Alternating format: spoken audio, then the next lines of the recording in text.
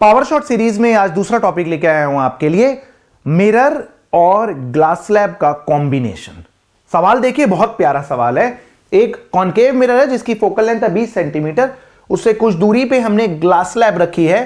Glass slab की thickness और refractive index given है। सवाल यह पूछ रहा है, where should an object be placed, mirror से कितनी दूरी पे ऑब्जेक्ट रखें कि इमेज और ऑब्जेक्ट कोइंसाइड कर जाएं। बड़ा ही इंपॉर्टेंट टॉपिक होता है ये, ठीक है। तो मैंने मिरर से पूछा, मैं लंबे समय से फिजिक्स पढ़ाने की वजह से मिरर लेंस इन लोगों से बात कर सकता हूं, ठीक है। ये भी इंसान होते हैं तो मैंने मिरर से पूछा कि भाई बता, मैं चाहता हूं कि इमेज और ऑब्जेक्ट कोइंसाइड कर जाएं, ऐसा कब होगा। मिरर ने बोला, ऑब्जेक्ट को मेरे सेंटर ऑफ कर्वेचर पे रख दो तो रेज वापस फेंक दूंगा मैं, रेज रिट्रेस कर जाएंगी पाथ को। मैंने कहा क्या ग्लास स्लैब से भी कोई फर्क नहीं पड़ता। तो उसने बोला, अरे बीच में ग्लास स्लैब है तो ऐसा करो कि ग्लास स्लैब की कैलकुलेशन तुम करो, मिरर को ऐसा लगना चाहिए कि रेज उसके सेंटर ऑफ कर्वेचर से आ रही हैं, ठीक है। तो समझिए मैं क्या बोलना चाह रहा हूं। मैं ये बोलना चाह रहा हूं कि इस ऑब्जेक्ट से रेज निकली होंगी, ये टुवर्ड्स दी नॉर्मल गई होंगी, फिर अवे फ्रॉम नॉर्मल बेंड हुई होंगी। मिरर को ऐसा लग रहा होगा कि रेज ओ पॉइंट से नहीं आ रही हैं, ओ डैश से आ रही हैं।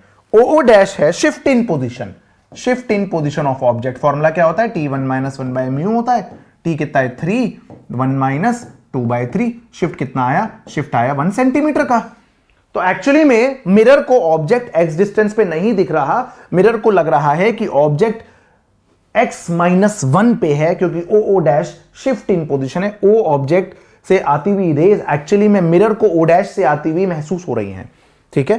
तो मिरर के लिए अब ऑब्जेक्ट x-1 की दूरी पे लग रहा है, ओ डैश शिफ्ट था, ये 1 सेंटीमीटर शिफ्ट हुआ है, और मिरर रेज को रिट्रेस तब करवाएगा जब ये दूरी फोकल लेंथ का डबल होगी, सेंटर ऑफ कर्वेचर पे रखा होगा ऑब्जेक्ट। तो ये ट्वाइस ऑफ फोकल लेंथ होगा, x-1।